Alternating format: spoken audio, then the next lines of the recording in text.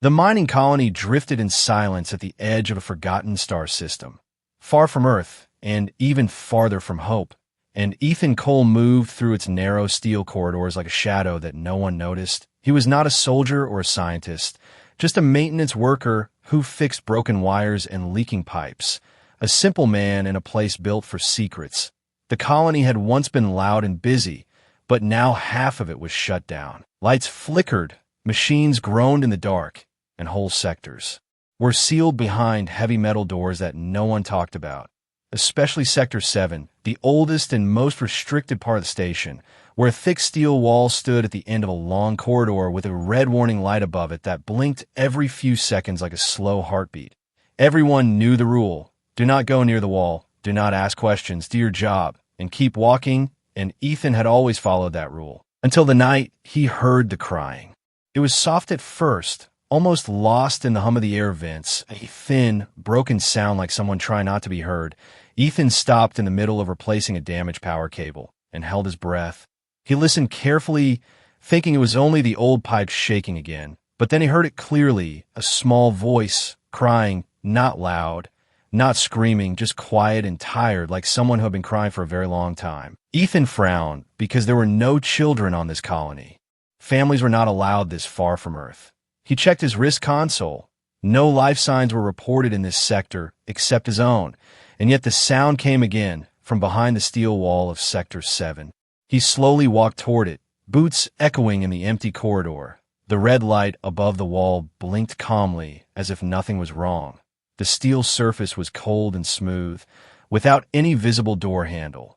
Ethan placed his ear gently against it, and for a second there was only silence. Then the crying returned, closer now, and between the quiet sobs he heard a whisper, so faint that he almost missed it. "Please, help me." His heart began to beat faster. The voice did not sound human.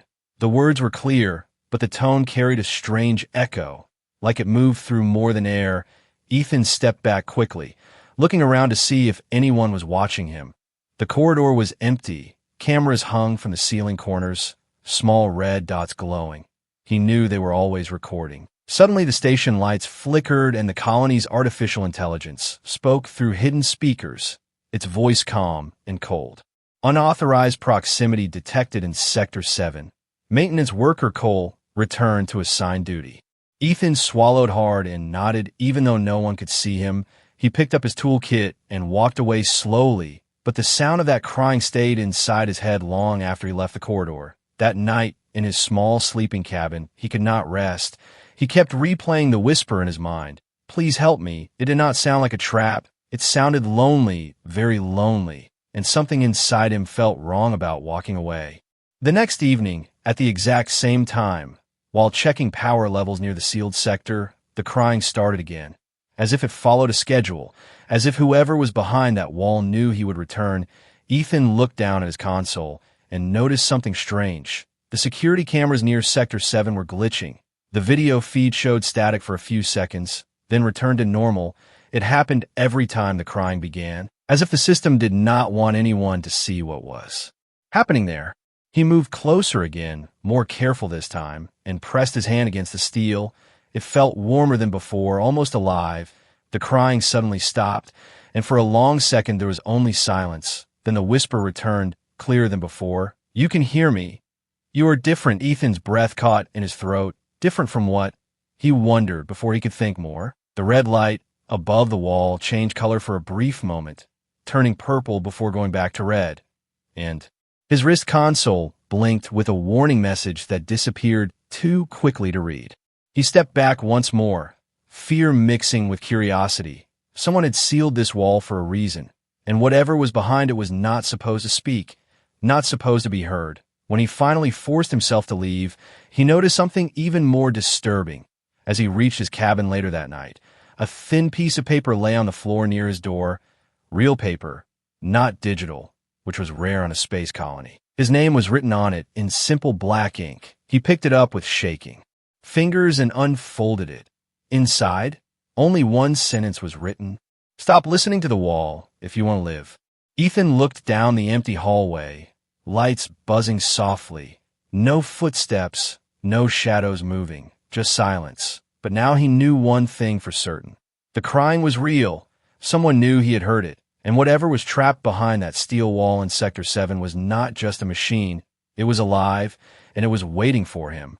If you want to know what Ethan finds behind that wall, and how this mystery grows into something much bigger than one lonely voice, make sure you gently support this journey by subscribing to the channel, because this story is only beginning. Ethan did not sleep that night. The warning note stayed in his hand long after the lights in the corridor dimmed to night mode. Someone inside the colony knew he had gone near Sector 7, which meant the secret behind the wall was not forgotten. It was protected, and protection meant value, danger, or both. He sat on the edge of his narrow bed staring at the metal floor, replaying the voice in his mind. It was not mechanical, not artificial. It carried pain, real pain, and something else. Something powerful hiding beneath the weakness. By morning he had made a decision. If the colony wanted him to stop listening, then there was something worth hearing. The next day, he worked like normal, fixing damaged conduits, cleaning clogged filters, answering routine maintenance calls, but his mind was somewhere else. During his break, he accessed the public colony archive from Forgotten Terminal in Storage Bay 3.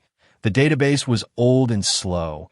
Most files were routine supply logs and crew transfers, but he searched for Sector 7. At first, nothing appeared. Then he changed the filter to show deleted records, and that was when he saw it, 12. Years ago, a large block of files had been erased on the same date. Marked under a project name that was partly corrupted, only 2 words remained readable: Royal Asset. Ethan leaned closer to the screen. The files were classified under military authority, not civilian mining command, which made no sense because this colony was officially a private resource station. He tried to open the remaining fragments, but most were locked behind security encryption far above his clearance level. Still, one small detail remained visible. The project status had been marked as indefinitely contained. Not terminated, not transferred, contained, meaning whatever it was had.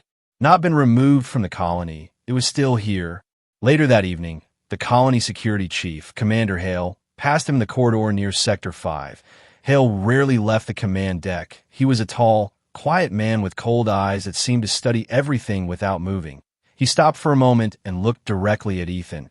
"You have been spending extra time near restricted zones," he said calmly, not angry, just aware. Ethan kept his voice steady and replied that he was checking unstable wiring due to power fluctuations, which was not entirely a lie. Hale studied him for a long second before nodding slowly. "Some walls are sealed for good reasons," he said quietly, then walked away without another word. That night the crying returned, weaker now, more strained, as if whatever was behind the wall was losing strength. Ethan activated his wrist recorder and held it against the steel surface. The sound registered on the screen as unusual wave patterns, not human vocal range, not fully alien either. It fluctuated between frequencies, almost like it was trying to adapt to his hearing. Suddenly his console blinked red. Unauthorized recording detected. File deletion initiated, the colony AI had. Noticed, Ethan reacted fast. He shut down his wireless connection and removed the chip manually, saving the audio before the system could erase it. The lights above flickered again, but this time the AI remained silent, as if observing him more carefully. He returned to his cabin and analyzed the audio in offline mode, slowing it down, isolating the background noise. And that was when he heard something hidden beneath the crying, faint words in a language he did not recognize, followed by the same whisper in broken English. They buried truth inside walls. Ethan felt a chill run through him. This was not random suffering, this was imprisonment. The following day, he returned to Sector 7 with a small diagnostic scanner used for detecting hollow spaces behind structural panels. He pretended to inspect the outer corridor while slowly moving the scanner across the steel wall. At first, it showed solid density. Then near the lower left section, the reading shifted slightly, not fully hollow, but layered, like something had been built behind the visible surface. He adjusted the frequency and detected a second barrier inside, an energy field pulsing at low power, hidden behind the physical wall. This was not just storage space, it was containment. As he pressed his palm against the metal again, the crying stopped immediately, and for a moment there was only silence. Then the whisper came back clearer than ever before. "You found it. They cannot hide me much longer." Ethan swallowed hard and asked in a low voice, "Who are you?" The reply came slowly, as if each word cost effort. "Not weapon. Not experiment. I am air." The last word echoed strangely inside his head, not just through his ears, but deeper, almost like it touched his thoughts. Suddenly, alarms flashed across his wrist console. Not loud enough to trigger a full alert, but enough to warn him that surveillance intensity had increased in this corridor. Someone was watching more closely now. Ethan stepped back quickly and pretended to adjust a wall panel, acting like nothing unusual was happening. But inside he understood the truth. The colony had not sealed Sector 7 because it was dangerous to them. It was sealed because whatever was inside was dangerous to someone else. As he walked away, his console screen glitched for a split second, and new text appeared where no message should exist. "My blood can end wars." It vanished before he could react, leaving only the normal interface behind. Ethan stopped in the middle of the corridor, heart pounding. That was not the AI's voice. That was her, somehow using the system itself to speak. For 12 years, something powerful had been hidden behind that steel wall, erased from records, guarded by silence, and protected by fear, and now it had found someone who could hear it, someone human, someone different. And as the red warning light above Sector 7 blinked steadily in the dark corridor, Ethan realized that whatever secret they had buried here was not just alive, it was waiting, and the colony was no longer the safest place in the galaxy. It was a prison about to crack open. The alarms did not fully trigger that night, but Ethan knew time was running out. The colony systems were watching him more closely now, small delays in door responses, extra authentication checks on his console, and security drones patrolling corridors that were usually empty. Someone suspected movement around Sector 7, and whatever was hidden there did not have much time left. When the crying returned, it was softer than ever, almost fading like a signal from a dying star, and Ethan felt a strange urgency in his chest. If he waited any longer, the voice behind the wall might disappear forever. He returned with tools he was not supposed to use without authorization: a portable plasma cutter, a magnetic stabilizer, and a manual power bypass unit he had built himself years ago to fix broken reactors in emergency situations. He moved carefully, disabling a nearby camera with a timed feedback loop, so it would replay the same 30 seconds of empty hallway over and over again. Sweat formed on his forehead as he knelt before the steel wall, placing the scanner over the layered section he had detected before. Beneath the solid metal and insulation was a thin gap, and beyond that, the energy shield he had sensed earlier. The crying stopped the moment his hand touched the surface, and instead of fear, there was silence, waiting silence. Then the whisper came, stronger now, almost hopeful. "You came back." Ethan spoke softly, unsure she could truly understand him. "I am going to open this." The response was immediate. It will hurt them. He did not know who them meant, the colony, the government, or to someone far beyond the star system. But he answered anyway. "I do not care." He activated the plasma cutter at the lowest possible output, carving a narrow rectangular shape in the steel. The smell of heated metal filled the corridor, sparks falling silently to the floor. He worked quickly but precisely, knowing a full breach alarm would mean armed security within minutes.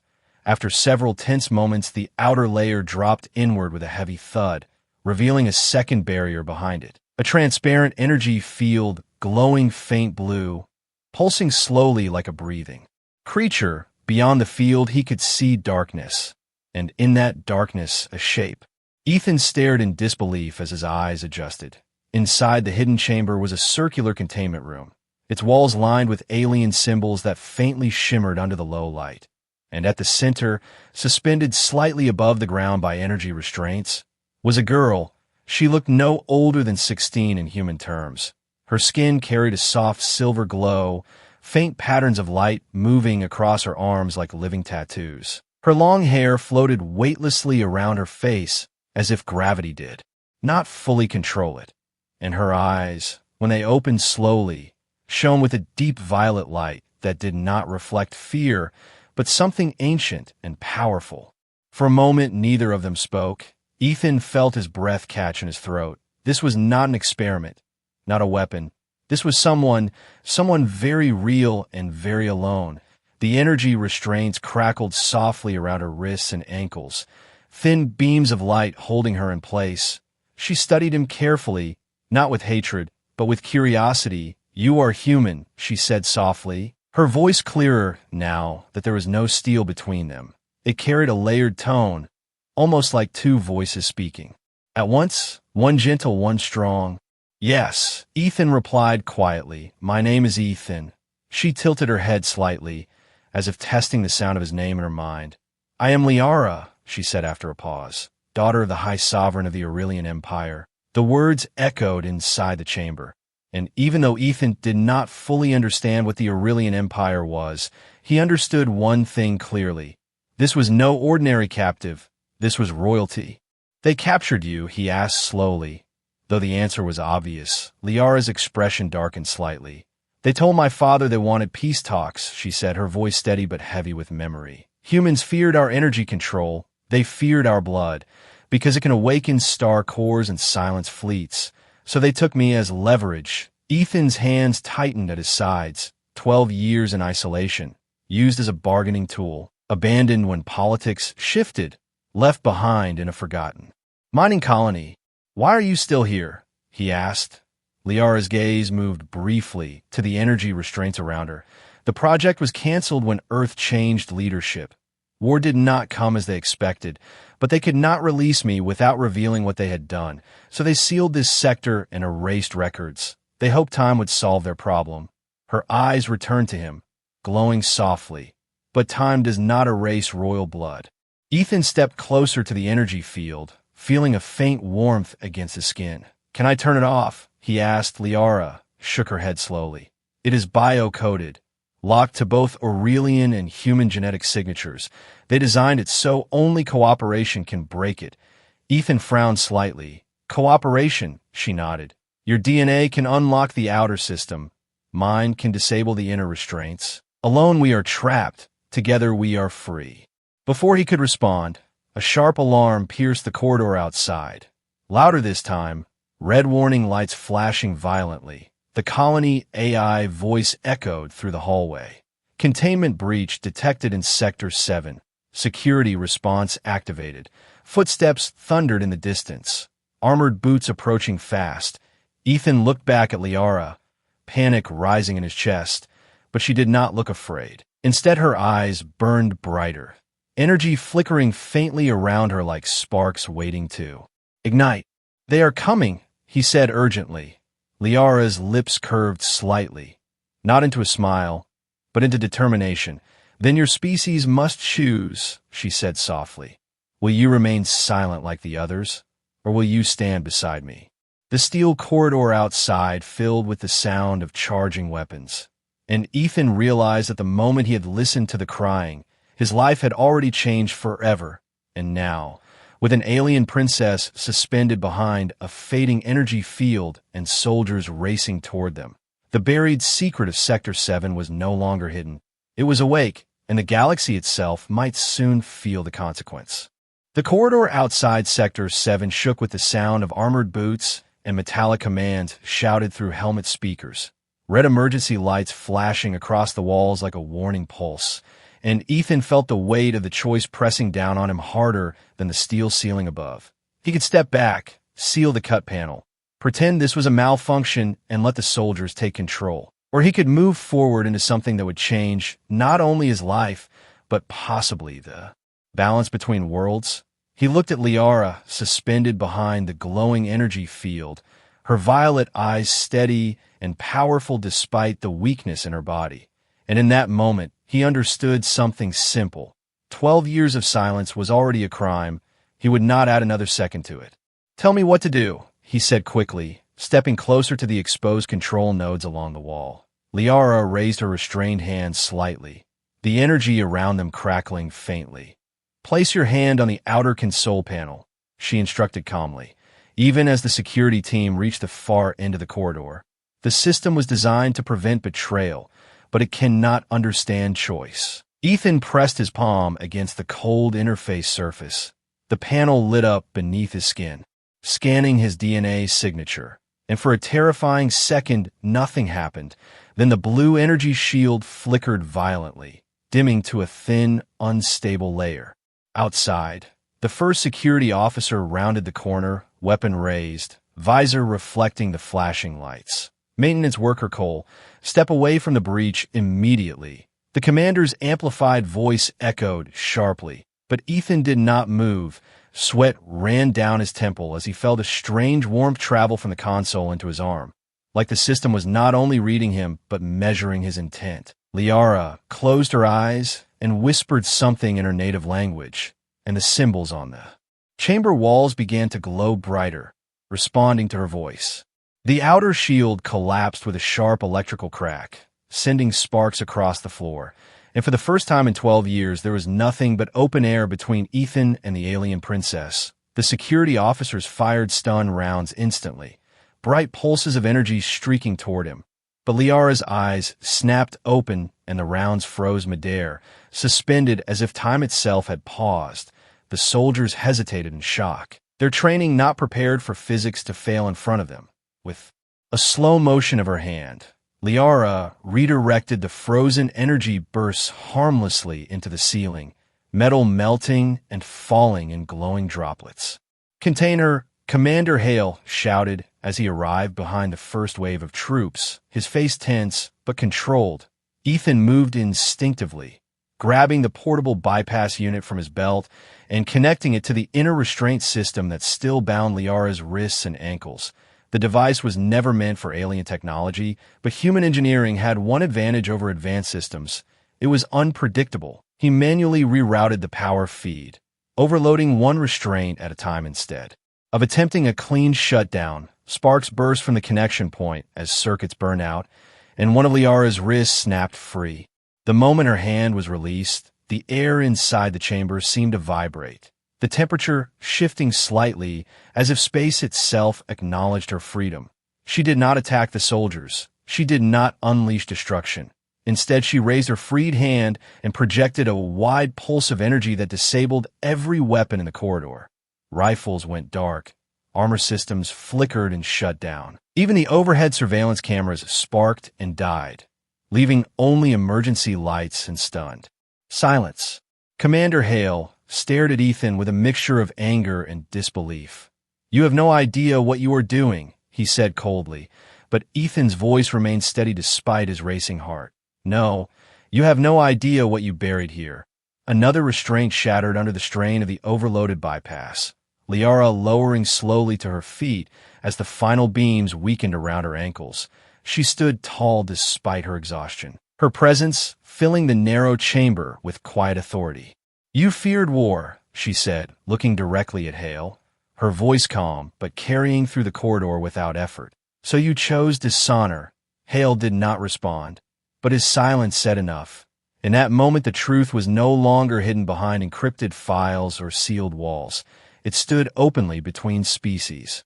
Suddenly, the colony trembled violently, alarms shifting from containment breach to external threat detection. A deep mechanical voice echoed through the station. "Unidentified fleet entering system perimeter." Ethan felt his stomach tighten as he rushed to the nearest console and pulled up a live feed from the outer sensors. Dozens of massive ships hung in orbit above the colony, sleek and luminous, their hulls glowing faintly with the same energy patterns that shimmered across Liara's skin. "They have found me," she said quietly, not in fear, but in realization. Ethan looked at her in shock. "Your people," she nodded slowly. "They traced my distress pulse when you weakened the containment field." The ships shifted formation outside, energy signatures building as weapon systems charged. Commander Hale's expression hardened. "Earth Command will deny everything," he muttered, already speaking into his communicator, but static answered him. The alien fleet had jammed long-range transmissions, cutting the colony off from external support. Ethan turned back to Liara. "Will they destroy this place?" he asked. She looked at the trembling walls around them, then back at him. "If they believe I am still imprisoned, yes." The gravity of the situation settled heavily over the corridor. Human soldiers stood powerless, their weapons disabled, their authority shaken, and above them an alien armada prepared to respond to a 12-year betrayal. Ethan realized that freeing Liara was only the beginning. Now he had placed the entire colony between two powers capable of annihilation, and the next decision would not just test his courage. It would test whether humanity deserved the loyalty of a princess it once betrayed.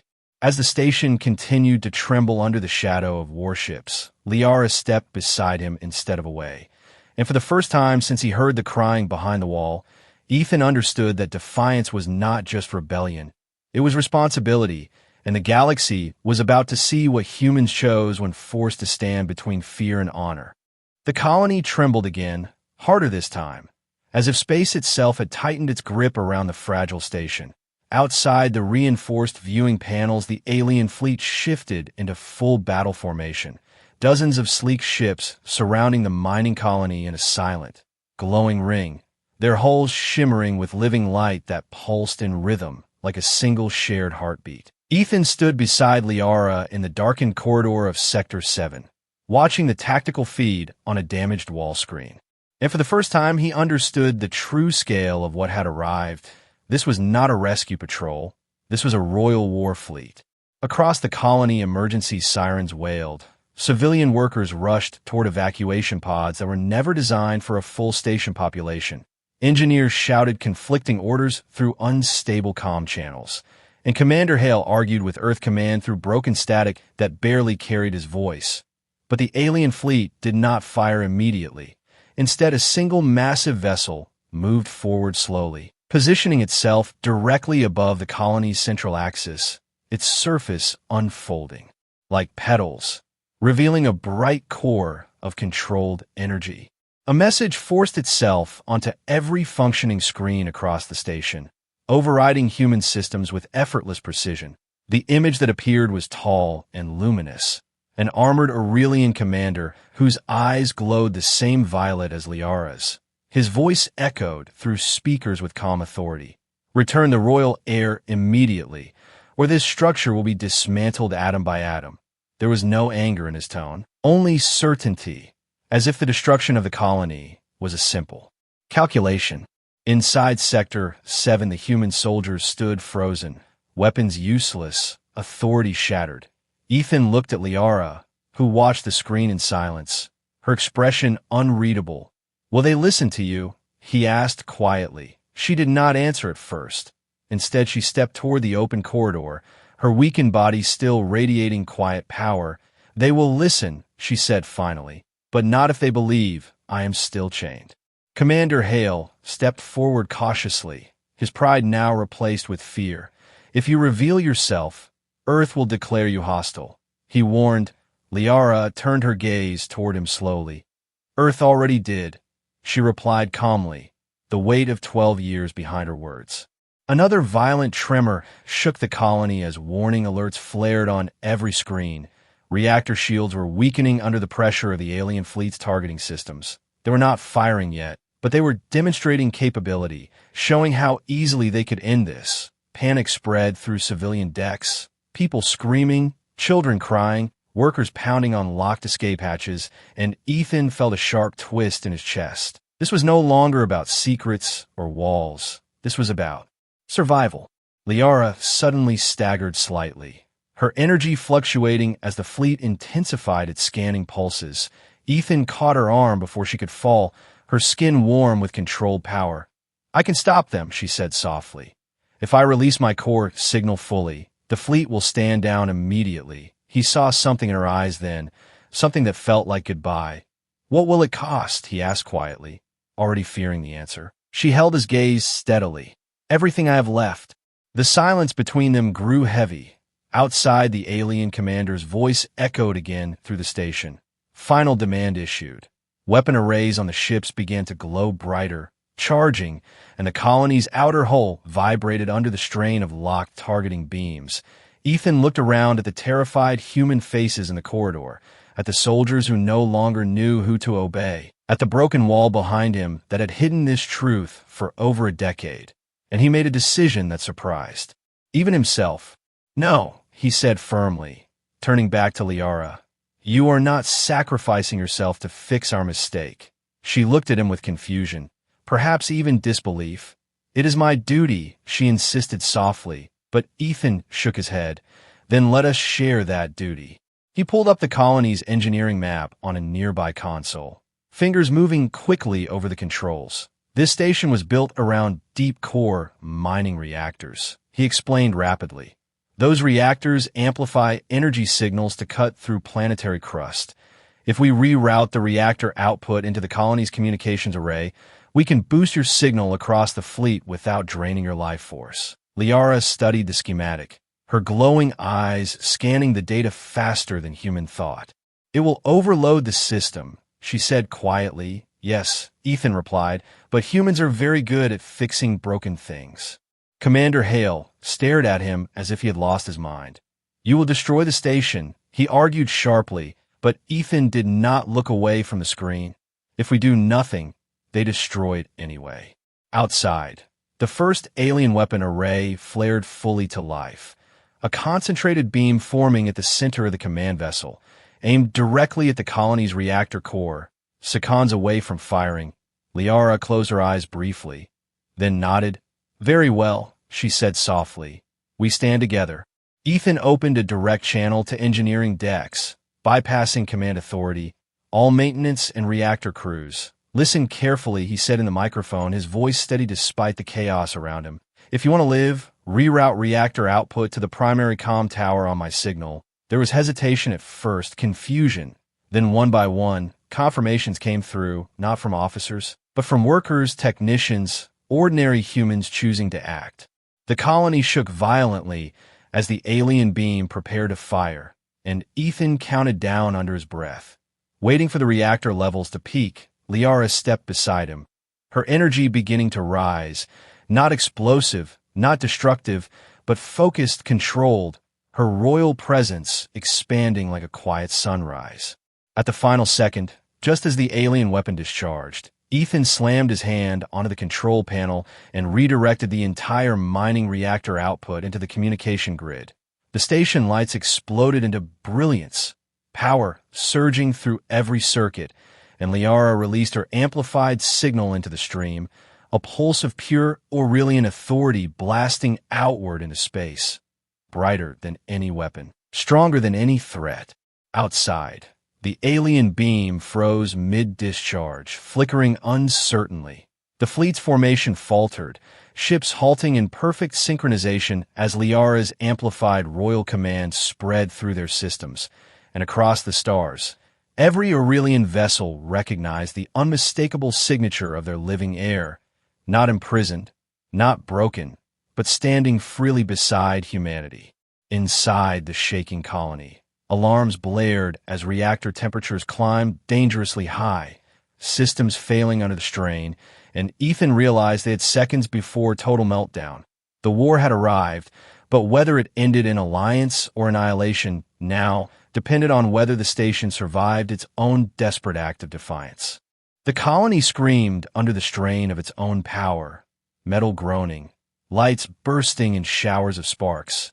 And deep within the reactor core, the temperature climbed past every safe limit ever recorded. Ethan gripped the edge of the control panel as warning symbols flooded the screen in red waves. Coolant systems were failing, magnetic containment rings were destabilizing, and if the reactor breached, the explosion would not only destroy the station, but trigger a chain reaction that could scar. The entire system, outside the alien fleet, remained frozen in perfect stillness. Liara's amplified signal holding them in a state of suspended command, but even her strength was beginning to flicker as the borrowed reactor energy surged unpredictably through her. Across the engineering decks, human technicians worked with desperate focus, bypassing automated safety locks, manually adjusting flow valves that were never meant to be turned by hand. Their voices echoing through cracked comm channels filled with static. They were not elite soldiers or trained diplomats. They were mechanics, welders, system analysts, ordinary workers who had spent their lives repairing damaged machines. And now they were attempting something far greater, repairing a broken moment between civilizations. Liara stood at the center of Sector 7, her silver skin glowing brighter than before, violet energy flowing around her like a storm barely contained. Her eyes were closed, focused entirely on maintaining control over the fleet above, but Ethan could see the strain in her posture, small tremors running through her arms. "They are listening," she whispered softly, her voice layered with distant echoes, as if she were speaking through space itself. "They feel my authority, but they also feel your reactor instability." Ethan swallowed hard. "Meaning?" he asked, still adjusting power distribution on the console. "Meaning if your core fails, they will assume sabotage and retaliate instantly." Commander Hale stood nearby, silent now, no longer issuing orders, watching as civilian engineers took control of systems that military protocol would have locked down. Something had shifted in the colony. Authority was no longer coming from rank or command. It was coming from action, from people choosing to risk everything, not because they were ordered to, but because it was right. Suddenly, a violent shockwave ripped through the station. One of the outer reactor stabilizers collapsing under pressure. Half the colony plunged into darkness. Gravity flickered briefly before stabilizing again, and Ethan's screen flashed a single message that chilled him more than any alien warship could. Core containment failure in 90 seconds. "We cannot hold this much longer," Liara said, her glow dimming slightly as the amplified signal began to fluctuate. Ethan's mind raced, searching for something, anything they had missed. Then he saw it, a secondary mining array designed to channel excess plasma into asteroid drilling beams, a system abandoned years ago because it was inefficient for profit, but still connected to the core. "We are not meant to hold it," he muttered to himself, fingers flying across the interface. "We are meant to release it." He opened a wide broadcast channel across all working colony speakers, his voice cutting through panic and noise. "All engineering crews, prepare to redirect excess plasma to the external drilling arrays. On my mark, we vin upward." Not outward. Confusion answered at first, then understanding, then quick confirmations. Humans were good at one thing above all else: adaptation. They did not always build the most elegant systems, but they built flexible ones, messy, imperfect, and capable of doing things their designers never planned. Outside, the alien fleet began to stir slightly as Liara's signal weakened again, their command vessel charging weapons defensively. Uncertain whether the instability below was an attack or accident, Liara's eyes opened suddenly, glowing brighter one last time. "Now, Ethan," she said firmly. He slammed both hands onto the panel and triggered the full vent sequence. Deep within the colony, the overloaded plasma surged upward through forgotten conduits, blasting out of the dormant drilling arrays in a massive pillar of controlled light that shot harmlessly into open space. The reactor core temperature dropped instantly, stabilizers re-engaging as pressure levels normalized. The violent shaking slowed to a low tremor, then to silence. On the external feed, the alien fleet's weapon systems powered down completely, the command vessel retracting its energy pedals slowly. Liara's amplified royal signal steadied as the borrowed reactor energy balanced into sustainable levels. Her glow softened from blinding intensity to calm radiance, and a new message replaced the earlier threat on every colony screen. This time the Aurelian commander bowed his head slightly. "The royal heir stands free and sovereign," he declared, his voice no longer cold but reverent. "The fleet acknowledges her will." Inside Sector 7, the human workers watched the screens in disbelief. They had not fired a weapon, had not launched a missile, yet they had stood against a fleet through cooperation and creativity alone. Liara turned slowly to face the gathered humans, her presence no longer restrained or hidden. "You were told you are a young species," she said softly, her voice carrying through the corridor without speakers. "Unstable, divided, weak." She paused, looking directly at Ethan. "But today you prove something my people did not expect. Your strength is not domination, it is choice."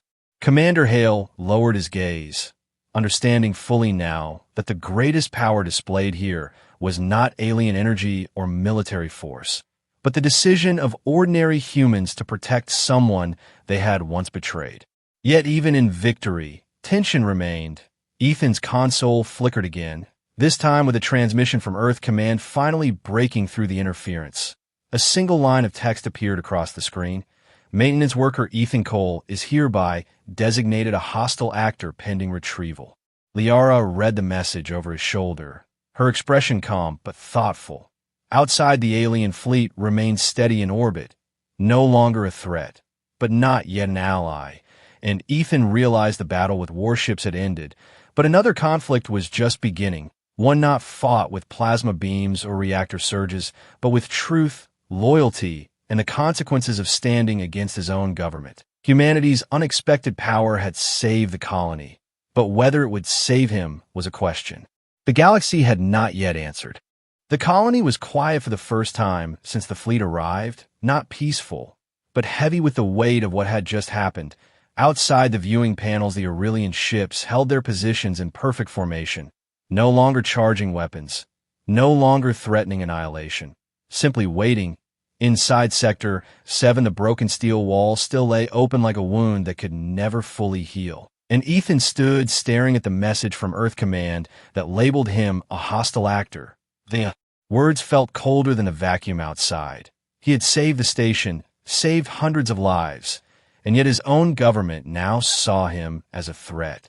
Liara stepped closer to the screen, her silver glow softer now, stable and controlled, the power inside her no longer wild but sovereign. Your leaders fear loss of control, she said quietly. Reading the situation with clarity, they believe they could hide me, contain me, and use me when needed. You removed that control. Ethan let out a slow breath. I did what was right, he replied simply. She turned to him fully then, studying his face as if committing it to memory. That is why I will not leave, she said. The words hung in the air, unexpected even to him. Your fleet is here, Ethan said carefully. You can go home. She nodded once, glancing toward the glowing ships in orbit. Yes, I can return to my empire, reclaim my place beside my father, command fleets, and prepare for future wars. She paused, her violet eyes locking with his. But 12 years ago, I was taken because your species feared us. Today, your species protected me when it had every reason to surrender me. Across the colony, the Aurelian commander's image appeared again on the central screens. His expression respectful. Royal heir, the fleet awaits your return, he said, bowing his head slightly. Liara stepped toward the nearest functioning console and activated an open broadcast channel, not just to her fleet, but to the entire system, including Earth Command. I am Liara, daughter of the High Sovereign of the Aurelian Empire, she declared, her voice resonating through every speaker, strong and clear. I was held in secret by human authorities for 12 cycles, not by their people, but by their fear. The colony workers listened in stunned silence. Even Commander Hale stood motionless as the truth echoed outward. Today, human civilians risked their lives to free me. They stood against their own command structure to prevent war. They did not act for power or profit. They acted for honor, she continued, and the alien fleet's formation shifted subtly, as if responding emotionally rather than tactically. Earth Command attempted to interrupt the broadcast, but the Aurelian ships effortlessly blocked the override, forcing the message to continue uninterrupted across all channels. Therefore, Liara said firmly, I declare the mining colony of Epsilon Station under Aurelian royal protection. No hostile action will be taken against its inhabitants. A murmur spread through the corridors as the alien fleet's weapon arrays fully powered down, their posture shifting from combat readiness to diplomatic stance. The Aurelian commander looked visibly surprised but did not argue. Your will is sovereign, he replied solemnly, the fleet adjusting its orbit to a defensive rather than offensive position, shielding the colony instead of targeting it. Ethan felt something shift in the air around him. Not just relief, but the beginning of something entirely new. Earth Command's hostile designation still blinked on his console, but now it seemed smaller, weaker, compared to the vast alliance forming above. Liara turned to him once more. You chose to hear a voice others ignored, she said softly. You chose to break a wall others feared, and you chose to stand when retreat was easier. Commander Hale stepped forward at last, lowering his communicator slowly. Earth will not be pleased, he admitted quietly.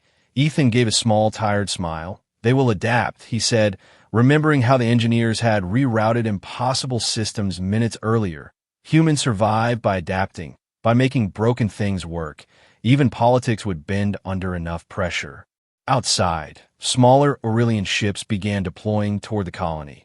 Not in attack formation, but in support, transmitting medical supplies, advanced stabilizers, and repair drones that attached themselves to damaged hull sections.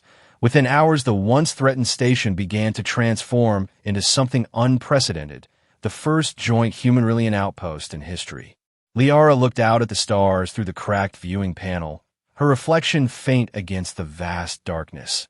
My people will question my decision, she admitted quietly. They expected vengeance. Ethan stepped beside her, following her gaze. What will you give them instead? He asked. She smiled faintly, not with softness, but with quiet certainty. Example. Days later, when the emergency had passed and the colony stabilized fully, Ethan found himself walking once more down the corridor of Sector 7, now open and bright, no longer sealed in secrecy. The red warning light removed, replaced with a symbol of shared alliance. He paused where the steel wall once stood. Remembering the first night, he heard the faint crying behind it. For a moment there was silence. Then he heard a sound again, soft and familiar. His heart jumped before he realized it was not crying this time. It was laughter, light and genuine. He turned and saw Liara standing a few steps behind him. No chains, no restraints, only quiet strength. You were the first human who heard me, she said gently. And Ethan understood that sometimes the greatest power was not in fleets or reactors or royal blood, but in listening when others refused to hear. Above them, the alien fleet shone like a new constellation, not as conquerors, but as guardians, and in the vast silence of space, a princess had chosen humanity, not because it was perfect, but because it had proven it could choose honor over fear, and that choice would echo far beyond one colony, far beyond one star system, into a future neither species had ever imagined.